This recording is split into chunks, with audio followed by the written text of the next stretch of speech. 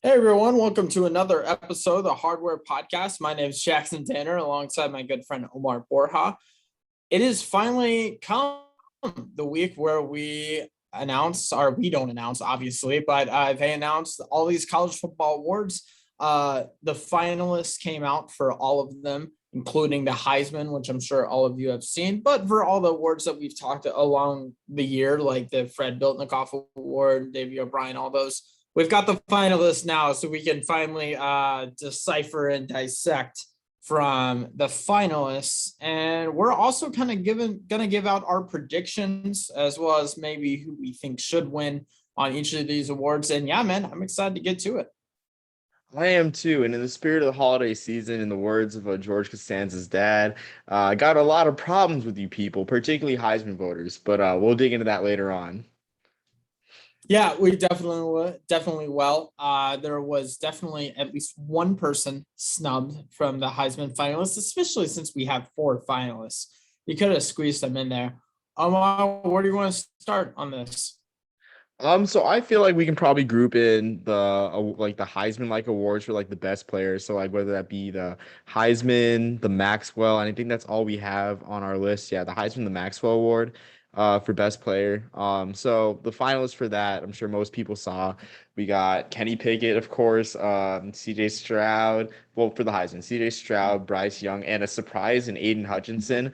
So from my perspective, starting off. The biggest snub for me is Kenneth Walker. And I just want to bring this up that this poster right here that I've had hanging up for most of the season went to a Quinn 92 concert on September 25th.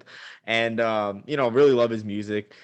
Great R&B singer. And he tweeted out that Kenneth Walker got screwed. That's just wild. If one of my favorites, I'm just amazed that one of my favorite singers has a light college football takes, but Kenneth Walker was screwed. He should like I don't think he would have won it after what happened against Ohio State on November 20th. Like, yeah, I mean, I do realize that, but for what he done and what he meant to that Michigan State team, like he willed Michigan State to a lot of victories, especially like the Michigan game. He willed Michigan to victory, and Michigan's in the playoff. Like that is enough of a statement for him to be a finalist at least. And we've seen years where they invited like six people, like as much as six people. So like, why not invite someone else? So that's my main take. And the other guy that I think got screwed was Will Anderson from Alabama, which I think you agree with too, Jackson. Like, and it's nothing against Aiden Hutchinson, but I feel like if you include Aiden Hutchinson, you have to include Will Anderson too, because Will Anderson he had better stats. Honestly, he had like double the tackles for loss. So those are my two qualms with the Heisman with the Heisman finalists. But otherwise, I love the list. If it were up to me as far as finalists, and thank goodness it's not, but I would have Bryce Young because Alabama has had yet another incredible season. Bryce Young's been an undeniable part of that. I'd probably put Will Anderson for that same reason. Definitely not CJ Stroud. CJ has had an incredible year, probably not the Heisman level performance. I'd be surprised to see him win it. I would have Kenneth Walker. I would put Hutchinson in there still. Pickett's stats aren't the best, and Pickett has had an incredible year, but I don't see him winning it. Although that ACC championship performance that you witnessed live and in person was incredible. I mean, gosh, Kenny went off. So that was awesome to see. But yeah, I'd have Bryce Young, Will Anderson, two Bama players, and then Kenneth Walker and Aiden Hutchinson. So that would be my four. As far as this man, I mean, you can find content about the Heisman Trophy anywhere in these four finalists. Who you think's going to win it? Who you think deserves to win it of these four? So I think that Bryce Young pretty much won it with his performance in the first half against Georgia in the SEC title game. Best defense in the country, probably the best defense we've seen since like the 2011 or 2012, since the 2011 LSU defense or 2012 Alabama defense. Best defense we've seen in a while, and Bryce Young just ripped him apart. I will say this: Kenny Pickett's got a bit of a Heisman moment, and I think his Heisman moment might be the most impactful Heisman moment we've seen in recent memory because I expect a rule change to happen for the fake slide play. That was the talk. That was the talk of college football and the talk of sports all on Sunday, Monday morning. So that's probably the most impactful Heisman moment. I like Kenny Pickett too because Pitt's just a great story. And again, too, just watching that play, not even like watching the play live, but like watching the highlights after. Mark Jones, can we get some love from Mark Jones in that elite call in the booth? Right when he hit it, sauce time. That is the best call I've heard in a while. So yeah, I think I got Bryce Young winning it. Just another quarterback, but I thought this was a year that a running back, a non-Alabama running back, would win it. But I mean, I guess the voters saw otherwise, honestly. And one thing that I would like to note is Jim Nagy. And I think I mentioned the same tweet before, but Jim Nagy, the director of the Reese Senior Bowl, said if you're basing a Heisman ballot off of coach's film, off of tape, this would be what the Senior Bowl would put as the five, and it was Kenny Pickett, Will Anderson, Kenneth Walker, Aiden Hutchinson, and Nakobe Dean, the linebacker from Georgia. So I mean, like we've talked about, Kenneth Walker and Will Anderson should be in there. And I mean, he knows a heck of a lot more than either of us with that and seeing all, every snap from every one of these guys, I'm sure.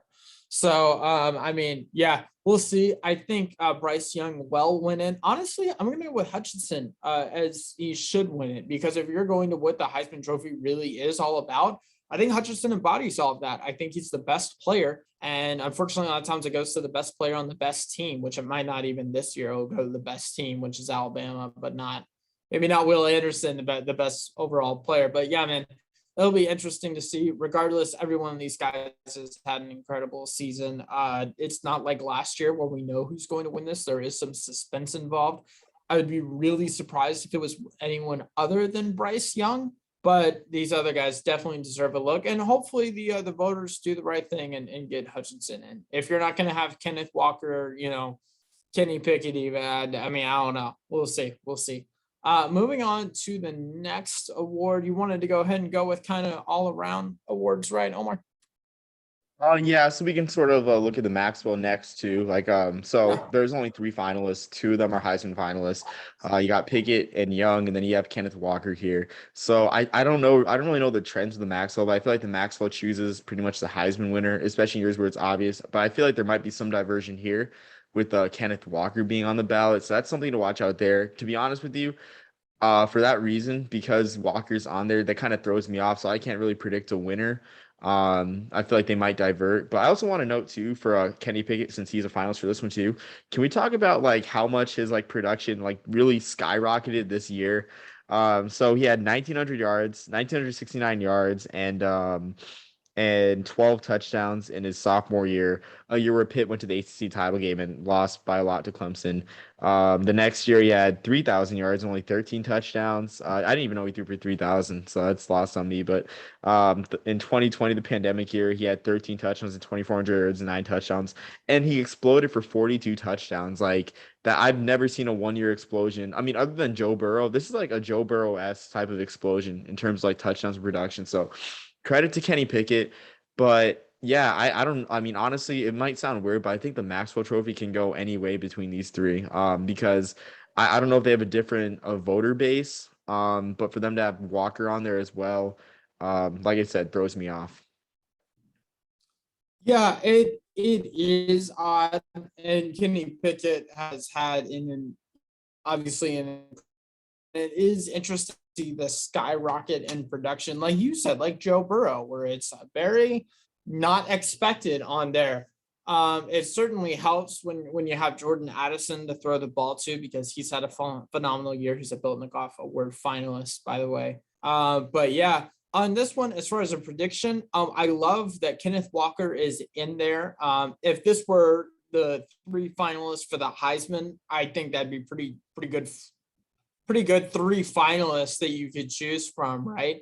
I'm going to go with Kenny Pickett. I think he's going to win it just because they can't have Pickett walk away empty-handed, right? It's just you can't have that. And Kenneth Walker, I think, will run away by a mile with the Doe Walker Award, but we'll talk about that in a little bit. So, yeah, we'll go ahead and go to the Heisman of the defensive side of things, right? Want to go ahead and talk about that one? Yeah, of course. So finals for that one, we have Will Anderson, Jordan Davis, and Kyle Hamilton. I like the finalists here. I like Kyle Hamilton's potential as an NFL player. I know you know a lot more about draft boards, but he just has a look about of a game-changing safety like a Jamal Adams, a Ed Reed. Well, maybe not Ed Reed because there will never be another Ed Reed, but you know, like a Jamal Adams, Tyrann Mathieu type safety. So I'm excited for him in the pros. But again, he got hurt in the middle of the year, so I don't think he'll win it. So this looks like a two-man race between Jordan Davis and Will Anderson. It's like and Jordan Davis, if we're talking defensive tackles, the gold standard for defensive tackle seasons is Ndamukong Suh's 2009 season. And yeah, he was getting double teamed and triple teamed, excuse me, but he had like 20 plus tackles for a loss, over 10 sacks. Jordan Davis's stats aren't exactly there. And I'm not saying that he's a bad player, but it's almost like it's like what we haven't seen wasn't transcendent for a defensive tackle. So I think this is Anderson's award to win. And that's not discrediting Jordan Davis at all because he opened up holes for guys like Nakobe Dean to make plays and other guys in the Georgia front seven. But the stats aren't exactly there. We won't know until the next level, right? Until Davis gets into the NFL and he gets some reps there. I'm curious how much his size really has to do with things because he just like from a physical standpoint eats space. He's so large and demands attention. It's just I mean, I'm not taking anything away, obviously, right? He's an incredibly talented too. But I'm just curious. We'll see. Aaron Donald has made his money and been one of the best defenders, if not the best of all time, with his strength and his technique, right? And I'm curious how much of Jordan Davis's size and how much is his strength and technique. We won't find that out until he's playing at the next level. But we kind of saw a little bit on Saturday where he wasn't as much of a factor. And props to Bama's offensive line for neutralizing his effect. I think it is interesting that Aiden Hutchinson is not a finalist when you have an award for the best defensive player and have three finalists and none of them are for the best overall player, right? Aiden Hutchinson. It is kind of interesting to me. So for that reason, I think Will Anderson walks away with it easily for the same reason that Jordan Davis was kind of neutralized in the SEC championship, and then Kyle Hamilton getting hurt, even though Hamilton is going to be a stud at the next level that I'm excited to see. So yeah, my prediction, Will Anderson, and he deserves to win it. He's an incredible year. And again, yeah, I again like it's kind of a runaway race in my opinion because yeah, like you said, I overlooked the fact that Aiden Hutchinson was not a finalist here, which even puts an even higher regard on Kyle Hamilton, honestly. But yeah, Absolutely. I mean, it just seems like one of those years. And it's like for Georgia, I feel it's interchangeable. It's like you put Nakobe Dean. It's like there's so many guys you can put for Georgia, on that defense. But yeah, it looks like Anderson's to win. I mean, and honestly, too, a guy I'm surprised that wasn't on the list for this was for Utah, Devin Lloyd. Devin Lloyd had an outstanding year, honestly. Like had a Will Anderson. His stats are very comparable to Will Anderson. That's my snub, I think, in as opposed to Aiden Hutchinson. So surprised he didn't make it too. But Utah making their first Rose Bowl, great story. And Devin Lloyd doing great things out there. Hard to not pull for them in the Rose Bowl. I mean, what a story that Utah football Oh is. yeah. All heartbreaks aside, yeah, what a great story. Yeah, absolutely. Yeah. Uh, So yeah, which award do you want to head next to, Jackson? we'll start doing some of the positional ones, right? So we'll start with the Bill Goff, which is one that we talked about fairly recently, I think. But yeah, the finalists for that, David Bell, the wide receiver from Purdue, 93 receptions, just short of 1,300 yards, 6 touchdowns, and almost a 14 yards per catch average. Jordan Addison, who I mentioned earlier, the wide receiver for Pitt, certainly helps when you have Pickett throwing in the ball, right? He has 93 receptions, just short of 1,500 yards, 17 touchdowns, and a 16-yard per catch average. A lot better than David Bell in the same number of receptions, statistics-wise at least. Then finally, Jamison Williams, the wide receiver from Alabama, just a ridiculous 68 receptions, 1,445 yards, 15 touchdowns, and Omar, 21.3 yards per catch. I just don't even know what to say. That's ridiculous. But yeah, I think Jamison Williams walks away with this one. I mean, it's kind of scary to think about that he transferred out of Ohio State because that wide receiver room was so crowded. I love David Bell a lot, though. David Bell's trademarks are his body control and his physicality. His releases are some of the best. His direction is a real talent of his, as opposed, it's a stark contrast to Jamison Williams' track star ability to just take the top off the defense and just outrun everyone, right? And I'm sure if he had to be, that Jamison Williams would be an incredible, precision route runner too. It's just he doesn't have to be because it's just speed is just, gosh, it's insane. So I think Williams is going to win it just because his stats cannot be ignored, and he also is playing for Alabama, which always helps with these awards. But I don't know, what do you think? Okay, so so honestly, out of that list, I got Jameson Williams being last, honestly. I got Addison Really? winning it. I got Addison winning it too because I mean, Kenny Pickett and being a Heisman finalist and Addison playing a huge role in that. And then I got Bell a close second, if not like a very close second, because if you look at Bell's signature games, 11 catches for 240 yards against Iowa, 11 catches for 217 against Michigan State. And then I got to add this one in. Other people might not think it's a signature game, but he caught 12 passes for 101 yards at Wrigley Field. I mean, that's cool.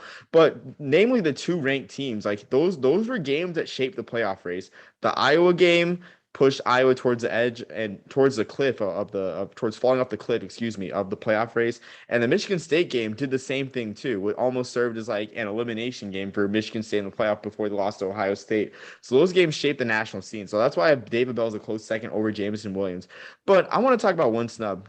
I mean, Devin Tompkins, we talked about him a little bit when we talked about Blinokoff. How do you not include a guy who has 96 catches for 1,589 yards?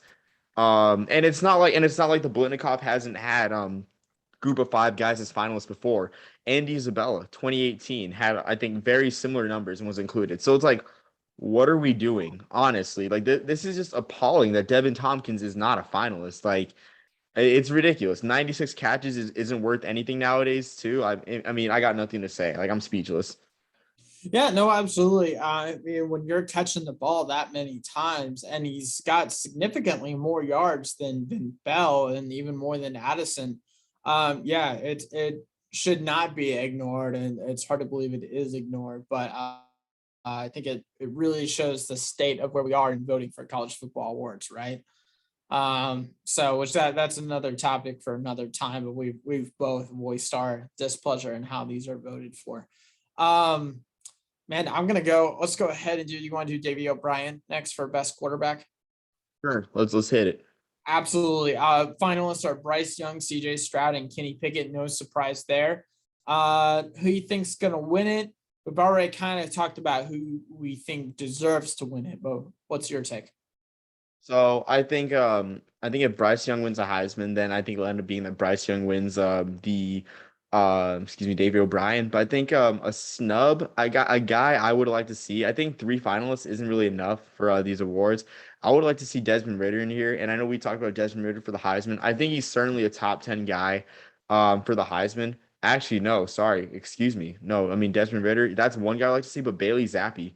Like, where's Bailey Zappi on any of Yeah. these awards? Yeah. Like the Heisman, I'm not surprised, but you'd expect him to be in the Davey O'Brien Award, throwing for over 50 touchdowns. I think he's at 56 right now. Again, just another group of five guys been squeezed out, and they use the week. The biggest cop out is a strength of schedule. It's like I don't care. It's like is Bailey Zappi in the athletic director's office like making the schedule? No, he's playing whoever's on the schedule, and he threw for 56 Bailey touchdowns. Like Zappi is also not deal with it. throwing to Jamison Williams and Jordan Addison too. So He's got Jared Stern, so it's close. But yeah, even still, man, it's like yeah, the players get penalized for it, and it's just so ridiculous. It's like, what are we doing as it awards is. voters? I Yeah, shouldn't say we because we're not voters, but what are they doing as awards voters? just a few more viewers on the pod, and we'll be voters. Don't worry, Omar. We'll make this right. They'll be like, "Who voted for this guy?" Yeah, man. But we'll go ahead and keep it on offense. Stoke Walker Award goes to the premier running back in the nation. Tyler Batty, the running back from Missouri, is a finalist, over 1,600 yards and 14 touchdowns. Breece Hall, oh my gosh, Breece Hall, what a year. 20 touchdowns, 1,472 yards, and almost a 6 yards per carry average. Finally, Kenneth Walker III, running back from Michigan State, who we've mentioned multiple times on here. I don't know, Omar, what do you think about this one? So I think we both see eye to eye with this one with Kenneth Walker running away with it, but just a good crop of backs too. I think it's interesting that Beatty's a finalist because Missouri's had a very quiet year in the SEC, and that's not to say that they're a bad team. They're 6-6, but it's like very quiet year. I mean, all the credit for him in terms of snubs. A guy I would like to see as a finalist, maybe Tyler Algier. Good yardage, good touchdowns, 1,400 yards, 20 touchdowns. But maybe in the future. He's only a sophomore, so he's got time to certainly get up there. But I think we both agree that Kenneth Walker should be taking this one, and we like Breece Hall a lot. He won it last year, I believe, and if anything, this year would be more of like a lifetime achievement type thing. But it's Kenneth Walker, I think, all the way. Yeah, Kenneth Walker definitely deserves to win with the year that he has had. Breece Hall, I did forget that he won it last year. It's hard to ignore 20 touchdowns, but they're not ignoring it. I mean, you just have to recognize Walker's season. Tyler Betty, I mean, I saw firsthand what a talent he is when they, upset Florida up there in Missouri. And gosh, he put that game away, and he's a talented guy. He's gonna be good at the next level. I'm excited to watch him for sure. We'll go ahead. You said it was an upset, Jackson. Sorry, you said Florida Missouri was an upset, but I saw a 6-6 team beat a 6-6 team, so it doesn't seem like an upset to me. It At definitely home, wasn't an upset. Well, Vegas would beg to differ, but yeah, I remember this conversation. oh We'll man. go to the in between, the Outland Trophy, which goes to the best interior lineman, offense or defense. The three finalists: Jordan Davis, defensive tackle from Georgia, who we've mentioned a few times. Ikem Ekwonu, the offensive tackle from North Carolina State. And then finally, Tyler Linderbaum, the center from Iowa. Hard because there are not stats for offensive linemen, right? I can't play fantasy football with them. So I thought, hey, maybe, maybe this tends to go on defense, since you can actually see it actually the opposite of 4 defensive tackles have won in the past 13 years. So it's been an offensively dominated award. Those 4 defensive tackles you asked that have won it in the past decade and some change: Quinnen Williams, Ed Oliver, Aaron Donald, and Ndamukong Suh. So some pretty good company if Jordan Davis does end up winning this. Omar, I'll let you go ahead and take the lead on this one, and then I'll give you my thoughts on it. We talked about Jordan Davis enough. I want to talk about Linderbaum a little bit because I wasn't sure about the NC State guy. Honestly, I haven't watched much NC State football. Ikem Ekwonu. But I think it's going to be very close between Linderbaum and Davis because Linderbaum has a draft hype and he's got the tradition of great Iowa linemen.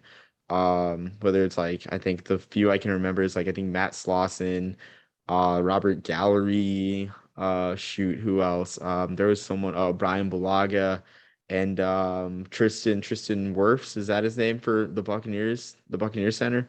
Yes, Yeah. absolutely. So I don't really watch NFL much, but yeah, like those guys, just a great tradition there. And then we talk about Jordan Davis. I think Jordan Davis's impact was felt more because yes, Linderbaum was great, but also the Iowa offense was very hard to watch at times. It was like my love life. But um, anyway, I mean, like Linderbaum wasn't that transcendent to really fix the team that much. I mean, we saw it like, America saw it this past weekend, and that's nothing against Iowa, but I really expected that game to be closer. But Iowa's defense, like, they can only do so much, and their defense really carried that team. After all, we saw one of their quarterbacks have a 10 for 14 for 38 passing line. I think that's all you need to know about Iowa's offense this year. How is that even possible? I didn't think that was possible, but it happened. So really close race, but I think I got Davis edging Linderbaum out because just on that principle of Davis making everyone around him better. And you can see that in the stats. Throughout most of the year, and then that wasn't really the case for Iowa's offense in Linderbaum. And I know Linderbaum can't run the ball and can't catch passes, but the offense just wasn't really there for Iowa. Yeah, no, I totally see your point. I think both Davis and Linderbaum will be hurt with, poor team performances in their conference championship games, respectively. Also, this has been, I know it says interior lineman. For some reason, a lot of offensive tackles have won it in the past few years, which don't ask me. It doesn't make sense to me.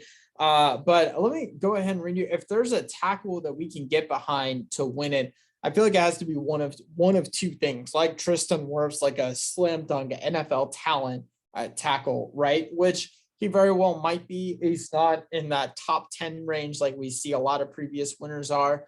Or a guy who has a really good feel-good story and has had a lot of success, and someone, that fires you up. I got to read you this, man. So his dad is a doctor and a former college basketball player. His mother was a high school track star. So he's definitely got some physical talent. And then I got this scouting report from the Draft Network. I'm just going to read this to you real quick. Explosive power into contact in the run game, generates a strong initial surge into blocks, and routinely resets the line of scrimmage in the run game. Features a stout anchor, and pass rushers aren't going to find success playing through him. Sufficient lateral mobility for his size. Has vines for arms, and that length helps increase his margin for error. Wide frame, thick build, has a Muller's mentality, and his motor always runs hot.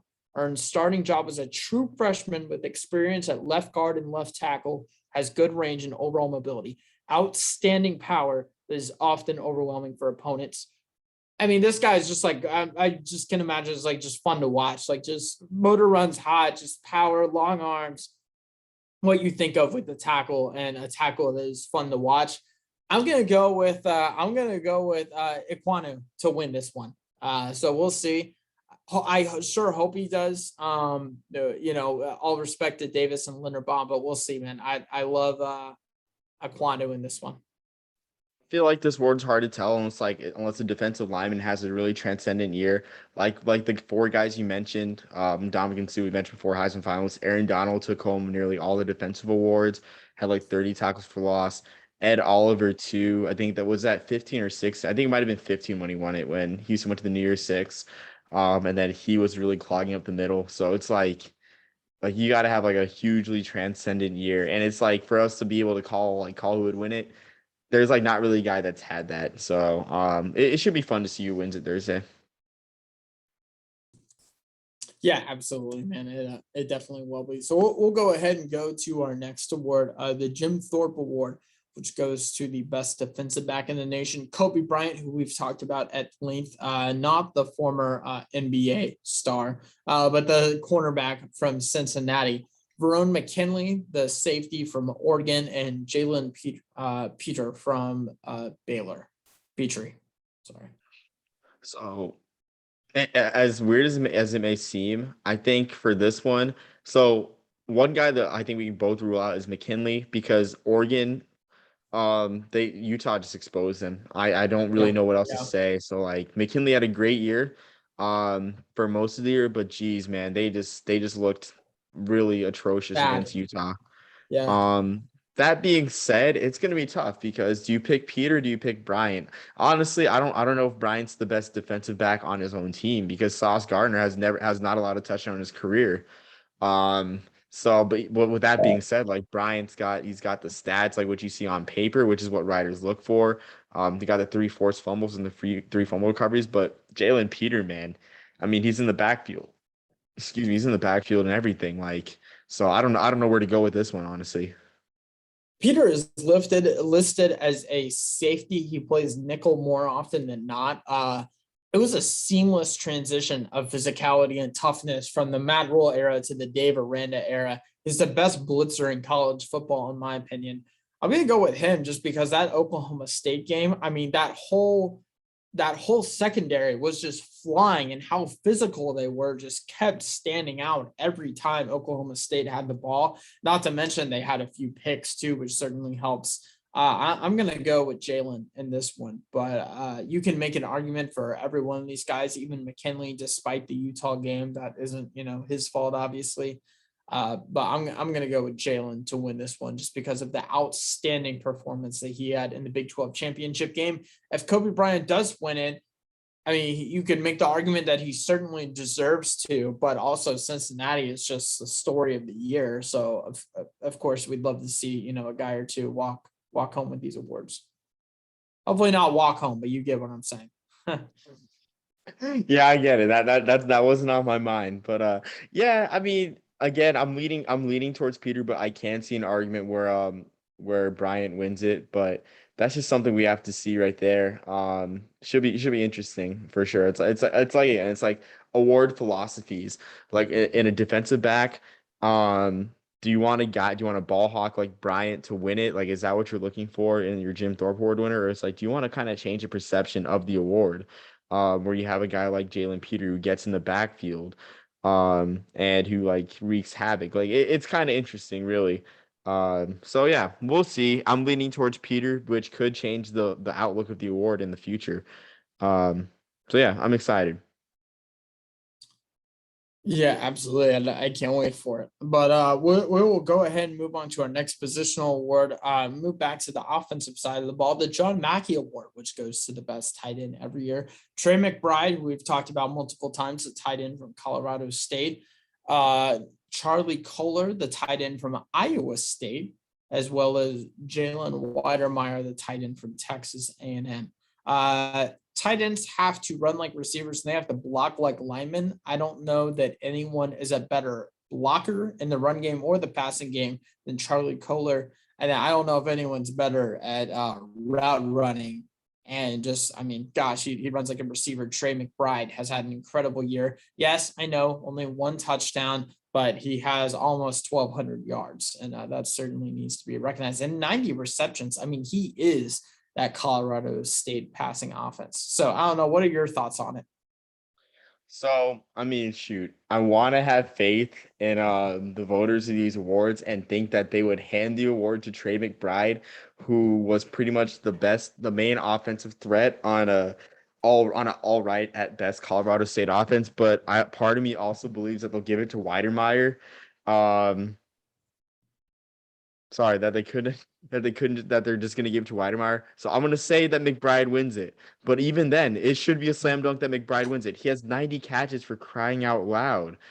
But again, I feel like that group of five bias might come in, but that's just a fair because we talked about it before. They shut out Zappy out of the Davey O'Brien Award, and they shut out Tompkins, a guy with 96 catches and almost 1,600 yards. Like I have complete. It's within the realm of possibility that they would not give a tight end with 90 catches and 1,100 yards, and who's a leading receiver on his own team the award. So. Maybe I'm venting a little, but I'm just gonna say I hope it's McBride that wins it because he is the most deserving out of all of them. Yeah, absolutely. I sure hope McBride wins it too. And you can't take that, touchdown. I mean, it's going to be tough for him to come back from that because, some of these people that do vote on that, I'm sure just look at, the stat lines, see, one touchdown. I think group of five, no way.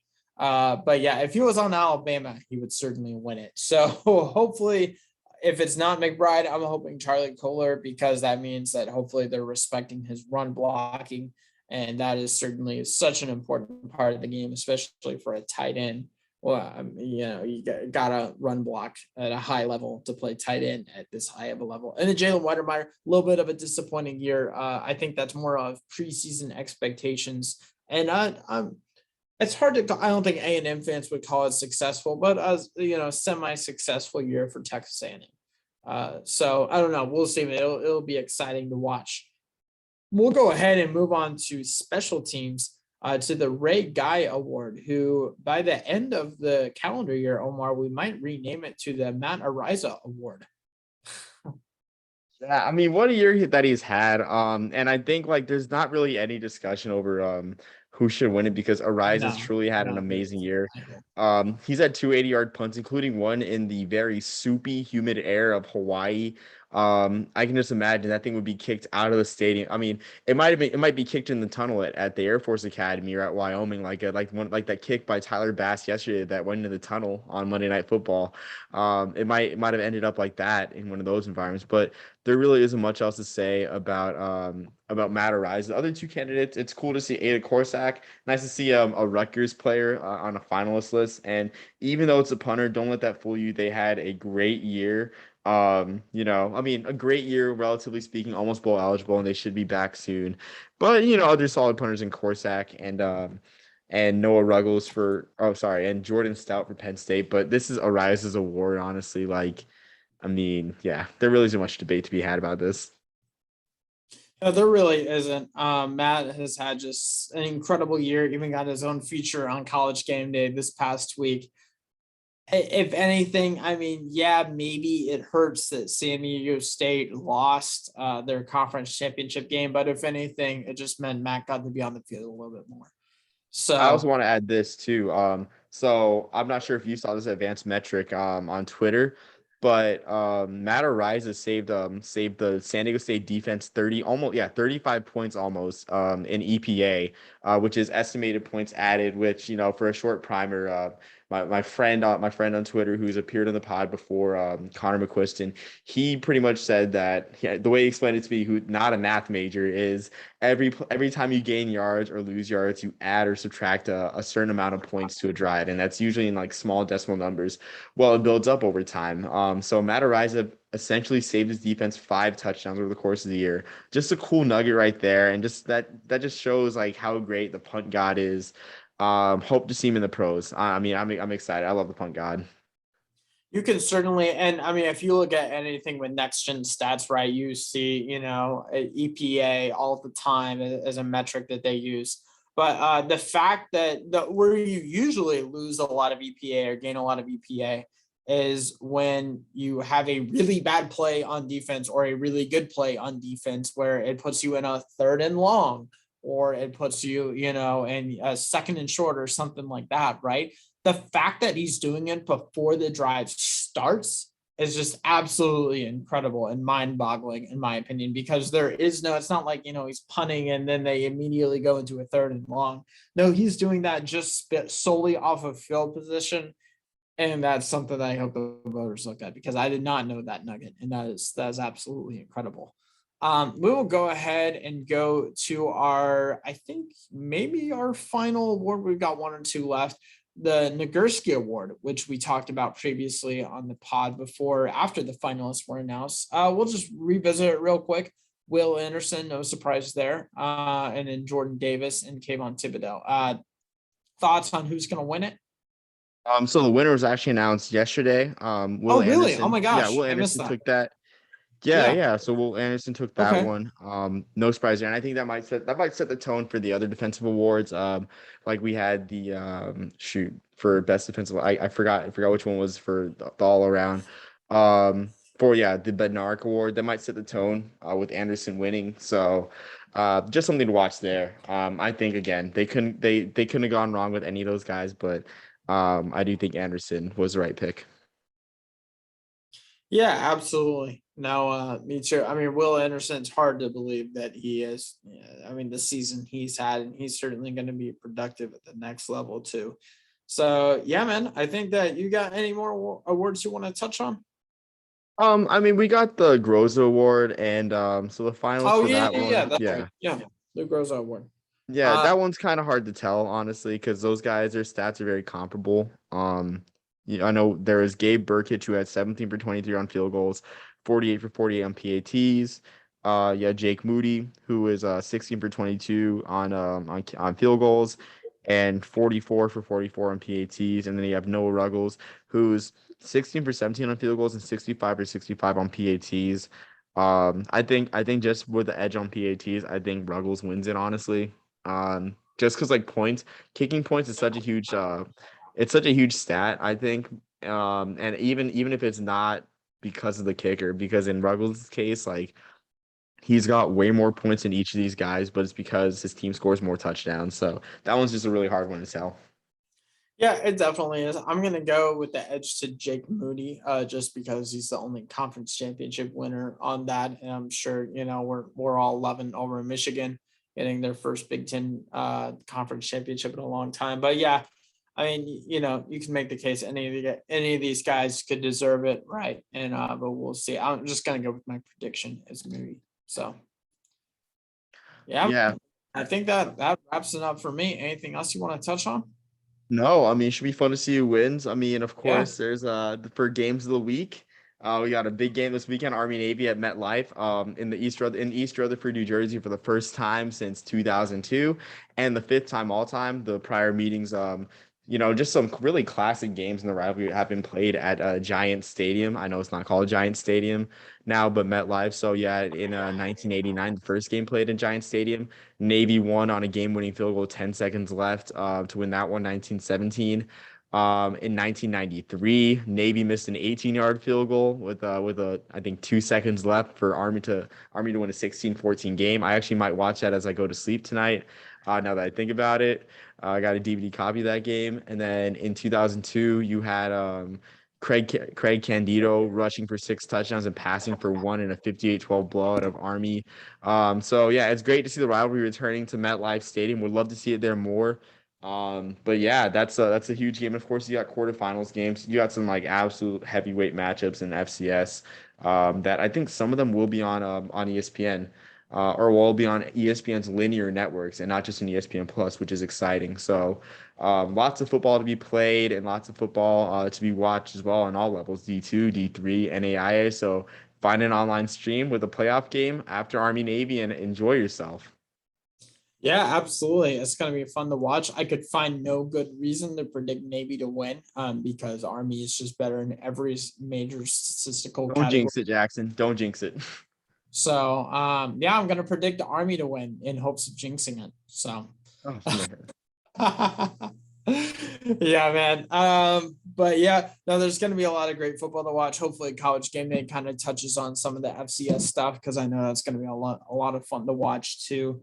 I mean, gosh, it's hard to believe that we're already at the last week of the regular season in college football. Last, like, final week of the, obviously we had conference championships and all that, but yeah, man, it'll be fun.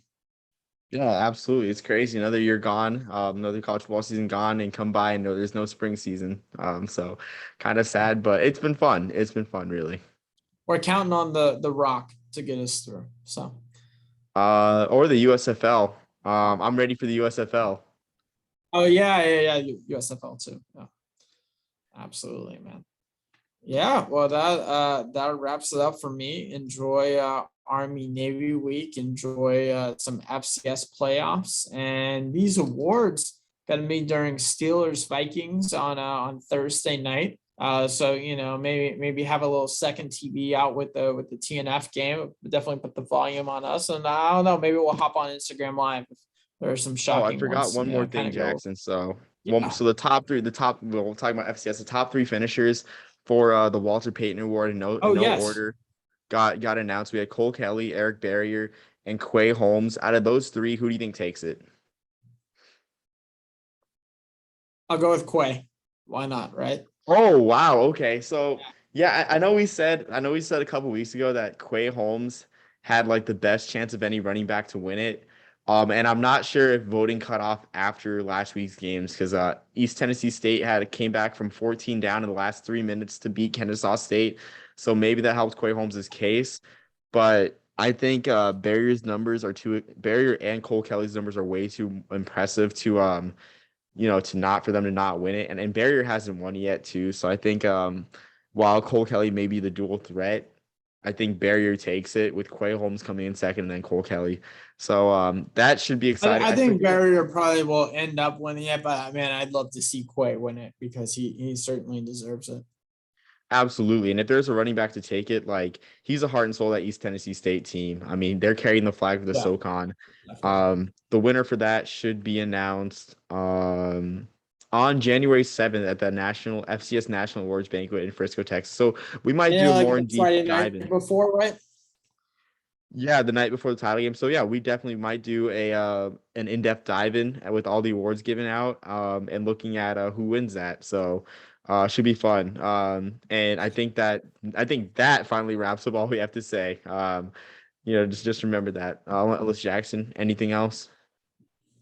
I'm good, man. I'm good, man. I'm excited for one last week of regular season college football, and then we'll kick off bowl season. It's hard to believe it's already here, but yeah, we'll kick that off, and can't wait for the Frisco Classic, the one I've been waiting for all year. Frisco Football Classic. Yeah, Jackson, you better get some tickets to that, man. Or you better do the 3-day bowl sweepstakes where you got December 21st, you have the Frisco Bowl, San Diego State, UTSA. The 22nd, you got the Armed Forces Bowl in prime time. Then the 23rd, you got the Frisco Football Classic. 3 days in Dallas, Texas with bowl games. I might do that if like the stars align one year with all these bowls back to back to back. Because it's not a bad idea, honestly. It's not at all. So then stay for the Cotton. Yeah. Oh, I don't know. Cotton's too expensive for me. So, but we'll see. Maybe another time when it's not a playoff semifinal. But with that being said, now we're finally signing off. And until next time, peace, love, and soul.